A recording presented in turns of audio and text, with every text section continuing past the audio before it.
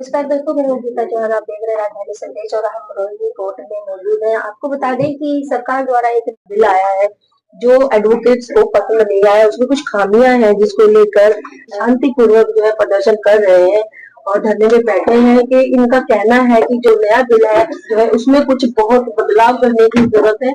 और इसी पर हमने चर्चा करने के लिए हम रामफल जी जो एडवोकेट है रोहिणी कोर्ट के और अब चुनाव भी फाइट करने वाले हैं लाइब्रेरियन पद के लिए रोहिणी कोर्ट, उनसे बात करते हैं कि नया बिल क्या है और वकील क्यों इसका विरोध कर रहे हैं।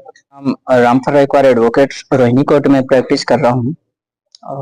मैम, जो ये नया अमेंडमेंट एडवोकेट एक्ट आया है 2025, इसमें काफी सेक्शन ऐसे हैं जो एडवोकेट्स के अगेंस्ट जा रहे हैं।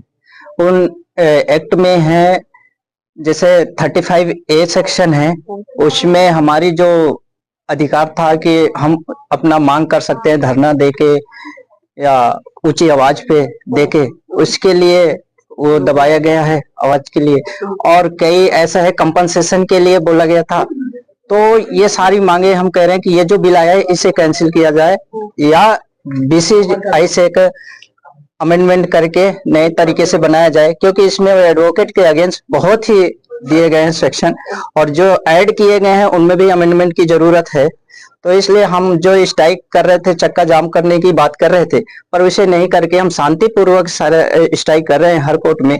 और आज ऑल इंडिया सभी में डिस्ट्रिक्ट कोर्ट में स्ट्राइक किए हैं और होगी और आगे करते रहेंगे। हमारे सीनियर्स जो हैं वो सारे इसमें सहयोग दे रहे हैं। BCI ने भी अपना एक ओपिनियन दिया है, 160 पेज के आसपास का है। और BCD भी, सारे जो भी हैं बार एसोसिएशन साथ दे रहे हैं। इधर स्टेट भी कर रही है।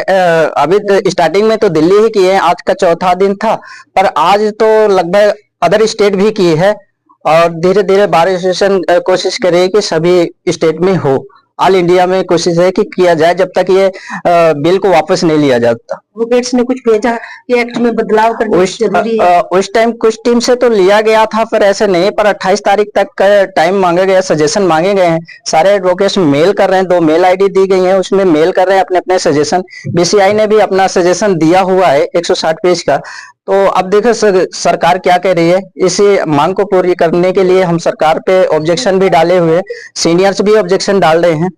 तो देखते हैं क्या कहते हैं। लाया है जो उसको मैडम, ये नया बिल नहीं आया अच्छा। है। ये 60 का जो एडवोकेट एक्ट है उसमें अमेंडमेंट आया। ओके। तो उसमें जो अमेंडमेंट आया, पहली बात तो जो अमेंडमेंट जितने भी जिस सेक्शन में अमेंडमेंट आया है वो एक्चुअल्स में प्रॉपरली जो है एडवोकेट भाइयों से या जो भी सीनियर थे उनसे कोई सजेशंस नहीं मांगी गई उस टाइम। ओके। सजेशन भी नहीं बार मांगी एसोसिएशन गई। के अधिकारियों से भी नहीं मांगे गए। मे बी जो हमें लग रहा है अब, और जिस तरह से BCI ने भी ऑब्जेक्शन फाइल की है, उस हिसाब से लग रहा है कि उनसे भी नहीं मांगे। और अगर मांगे भी गए हैं तो उनको इम्प्लीमेंट नहीं किया गया, उसको बिल्कुल ही डिफरेंट वे में लिया गया। पहली चीज तो मैडम ये है कि हम एडवोकेट हैं और हमारा और हमारे क्लाइंट का रिलेशन, और हमारी प्रैक्टिस सिर्फ इसी चीज पर है कि हमें कितनी फ्रीडम मिलती है। अगर हम जितने फ्रीडम में होंगे उतना ही अच्छा अपने बेटरली जो है अपने क्लाइंट का हम केस हैंडल कर सकते हैं। और अगर सारी पावर ही जज साहब को, PP साहब को या वो दे दी जाएगी और हम कभी भी उनके जो किसी चीज को ऑब्जेक्ट नहीं कर पाएंगे, ठीक है, और यानी मूट बन जाएंगे, तो there is no mean of advocacy practice और अदर थिंग्स, ठीक है। और थर्डली, ये तो डायरेक्टली ही अटैक है एडवोकेसी पर और प्रैक्टिस पर कि ये कहना कि कोई भी क्लाइंट जो है आपके ऊपर सिंपल वे में कंप्लेंट कर सकता है, ठीक है, और उससे फिर 3 लाख का कंपनसेशन एडवोकेट को दिया जाए। Madam, as per the human tendencies, ठीक है, as per the human tendency and as per the Indian culture, यहाँ तो हर आदमी सोचता है कि किस तरह से इससे पैसे ग्रैब किए जाए, ठीक है। उस केस में हमारा क्या होगा? हम तो ऑलवेज डर के माहौल में ही रहेंगे। और डर के माहौल में रहेंगे तो हमें क्या लगेगा, अरे यार किसी तरह से भी भाई केस करते रहे हम, यानी ये ना सोचे कि हमारे क्लाइंट का बेटर कैसे हो सकता है। हमने जो शपथ ले रखी है, जब हम एडवोकेट बने हैं और हमने एक शपथ ली है कि जो भी हमारे पास आएगा हम उससे बहुत अच्छी तरह से उसे बेटर वे में जो है उसका केस प्रेजेंट करेंगे और पूरी कोशिश करेंगे कि उस केस को जीते। हमारा मेन मोटिव ही यही है ओवरऑल एडवोकेसी का। तो यहाँ पे उसे ब्रिज किया जा रहा है, उस पे अटैक किया जा रहा है और ये बिल्कुल ही यानी हम इसे बर्दाश्त नहीं कर सकते। बता रहे हैं कि एडवोकेटी पे किस तरह से अटैक किया जा रहा है। कुछ महिला एडवोकेट्स भी हमारे साथ है, उनसे भी हम बात करते हैं। जो भी काफी अमेंडमेंट किए हैं उसमें ये बोला गया है कि जो वकील है अगर वो केस हार जाता है तो उसको कंपनसेशन देना पड़ेगा। तो मैं इस विषय में ये कहना चाहूंगी कि जैसे एक वकील का काम है केस को लड़ना, अच्छे तरीके से उसकी पैरवी करके उसमें मतलब सारी मेहनत करके उसको कार्य को करना है, ना कि जीतना। केस जो है लड़ने के लिए दिया जाता है, जीतने के लिए नहीं। तो इस तरह से तो हर वकील अगर कोई केस हार जाएगा तो उसको डबल कंपनसेशन देना पड़ेगा। तो वकील तो वकालत करना ही नहीं चाहेंगे इस तरह से, क्योंकि उनको तो जो मिला भी नहीं। कई केसेस हम as a free of cost भी करते हैं गरीबों के केसेस, तो उनका भी केस अगर हम हार जाते तो हमें अपनी तरफ से डबल अमाउंट देना पड़ेगा। तो ये तो वकीलों के हित में नहीं रहा ना। इस तरह से वकील तो अपना पेशा छोड़ना चाहेंगे। दूसरी बात मैं ये कहना चाहूंगी कि इसमें कहा गया है कि हड़ताल नहीं कर सकते।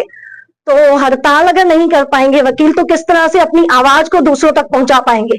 वो तो सिर्फ एक जगह पे बैठे रह जाएंगे। अपनी आवाज को दूसरों तक पहुंचाने के लिए उनको हड़ताल का सहारा तो लेना पड़ता है।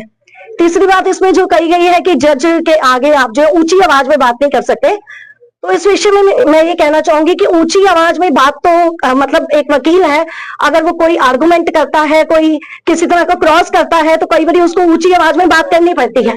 तो इसमें अभद्र भाषा का प्रयोग करना एक गलत हो जाएगा, अभद्र व्यवहार करना जज के साथ गलत हो जाएगा, लेकिन ऊंची आवाज में बात करना ये गलत नहीं होगा।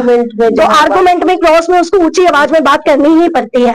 तो इस तरह से ये जो 2-3 बातें हैं मुझे इनमें आपत्ति है और मैं चाहूंगी कि इस तरह इसको जो है रद्द किया जाए। एक्चुअल्स में जो हड़ताल वाला इश्यू इन्होंने बताया, एक्चुअल में हर आदमी जो भी इंडियन सिटीजन है, चाहे वो पॉलिटिकल लीडर्स हो या कुछ हो, हर आदमी को अपनी बात रखने का, एक्सप्रेशन करने का पूरा राइट है यहाँ पे, जो हमें कॉन्स्टिट्यूशन ने दिया हुआ है ऑलरेडी। ठीक है, वो पॉलिटिकल लीडर्स भी करते हैं और हम एडवोकेट जो है अपने राइट्स को इम्पोज करने के लिए वो सब करते हैं। और यही हमारा एक हथियार होता है। जब हम कोर्ट में खड़े होते हैं तो हमारा यही होता है। ये तो हो नहीं सकता कि 2 पार्टी वहां पे हो और उनके बीच में सिंपल यानी प्यार मोहब्बत से ही सारी चीजें, वहां पे कुछ भी हो सकता है, वहाँ कोई भी वो हो सकती है। और अगर कुछ भी इलीगल या कुछ भी गलत होता है तो उसकी आवाज भी उठाई जाती है वहां पर। और जब आवाज भी उठाई जाती है और बहुत ही कुछ गलत हो जाता है तो नेचुरली बात है वो मैटर बार कौंसिल में भी जाता है। अब बार कौंसिल में भी जाता है, उन्हें भी पता चलता है कि हाँ इनके खिलाफ गलत हुआ है, ये जज साहब या कुछ भी या एडवोकेट भाई या कुछ भी गलत हुआ है। तो उस केस में क्या ऑप्शंस होता है मैडम कि हम कुछ तो ऐसा करें कि ये फर्दर ऐसा इंसिडेंट ना हो। तो नेचुरली बात है उस टाइम हर नेसेसिटी जो भी उस टाइम एप्लीकेबल्स होती है, चाहे वो बार काउंसिल्स करती है या हाँ एडवोकेट भाई करते हैं या हमारे एडवोकेट भाइयों के ग्रुप्स जो करते हैं वो करते ही हैं उस टाइम। तो उसके ऊपर जो रिस्ट्रिक्शन लगाया जा रहा है वो एक इलॉजिकल पॉइंट है और इसकी हम बहुत ही और उससे निंदा करते हैं और ये चाहते हैं कि गवर्नमेंट जो है इसे